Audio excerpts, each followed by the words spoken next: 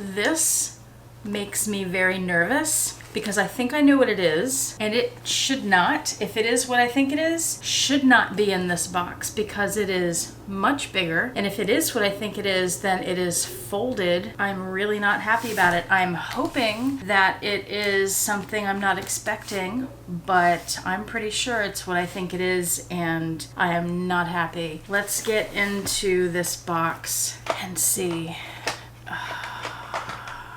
I've waited, if it's what I think it is, I've waited so many years for this bag, I don't even know what to say. Stay tuned and let's see what happens. Disaster, I think. Disaster.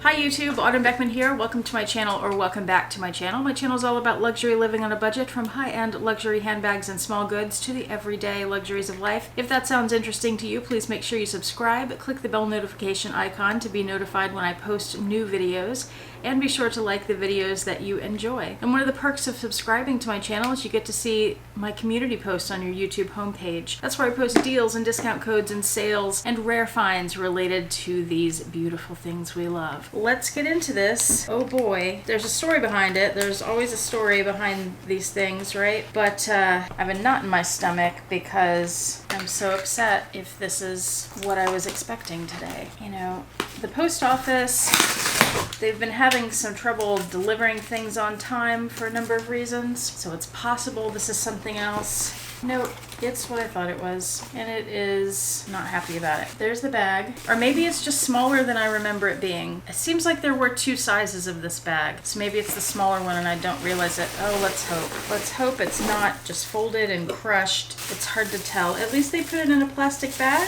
to help keep it protected from the elements. It's not quite as crushed as I thought it would be. It's quite a bit smaller than I thought. Okay, so that makes more sense. It's very heavy.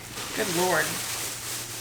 I'm going to show you the front, and then I'll show you how it's folded. Maybe it's not so bad. Fingers crossed. Let me tell you the quick, we'll see, story behind this bag before I reveal it to you. This is my dream bag, as the title may say. When I lived in New York City, I lived there twice. Once as an undergrad and then again in grad school. And when I was there in grad school, I used to go through Columbus Circle all the time. There was a Coach store in Columbus Circle. I'm not sure if it's there anymore, but I would walk in there, and especially in the winter when it was cold, I'd walk through the little mall there instead of walking outside. And often I would go into the Coach store, and at that time I was broke.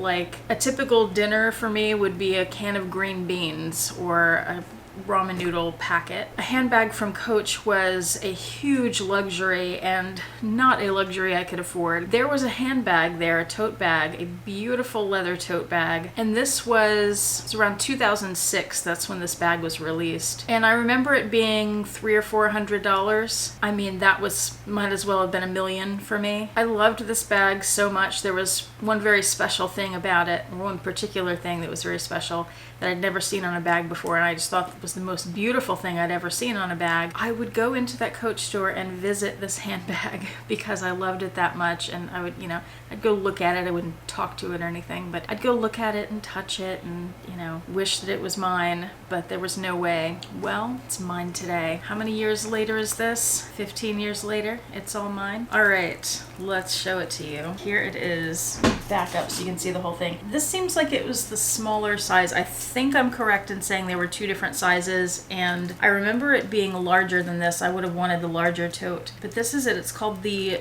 Coach Soho, part of the Soho line, the Mia tote. And then let me show you the back, how it's folded here. So I'm not thrilled about that, but it does look like this leather, now that I'm opening it up, is pretty supple, and I don't think that actually hurt it. So that's good. Yeah, I think that shouldn't be a problem. It's stuffed even though it was flattened. Okay. At least they tried a little bit. And it also comes with a dust bag, which I did not realize, so that's nice. Cool. I don't think that was listed or mentioned in the listing. I got this off eBay, and I'll tell you how I got it. It's really heavy. I did not know it was that heavy. Let me tell you how I got this.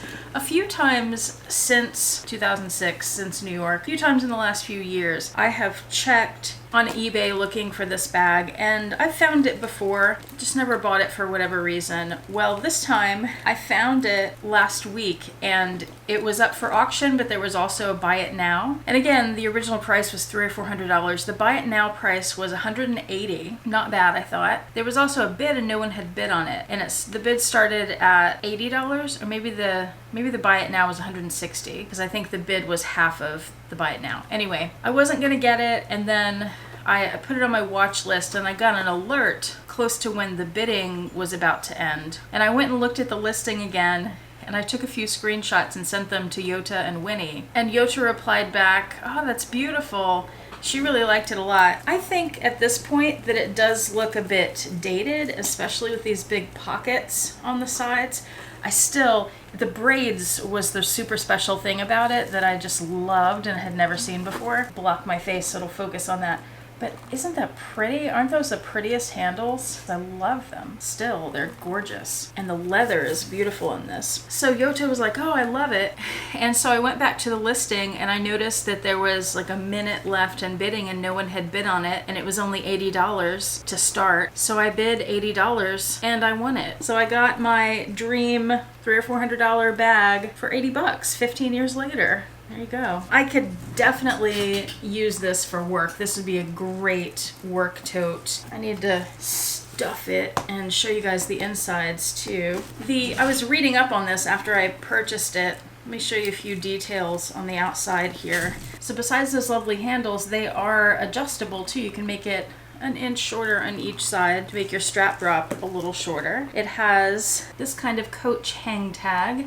It's just flat on the back, and a darker color, which is the color of the interior I'll show you. And it has those round buckles. It says Coach on one of them. On this side here it says Coach right there. I like the little designs around there. And then it has these side pockets. Sorry, it's so bunched up. And these are magnetic snaps. And from what I was reading online, this is the first time that they used magnetic snaps at Coach. And somebody correct me if that information is wrong, but that's what I heard. 2006 was the first time they did that. It has the zipped top here, and notice it's open on the ends, so it's one of those zip tops that doesn't go all the way end to end. Otherwise, it's a big open space inside. There's a zippered compartment on the back wall there. I just unzipped it.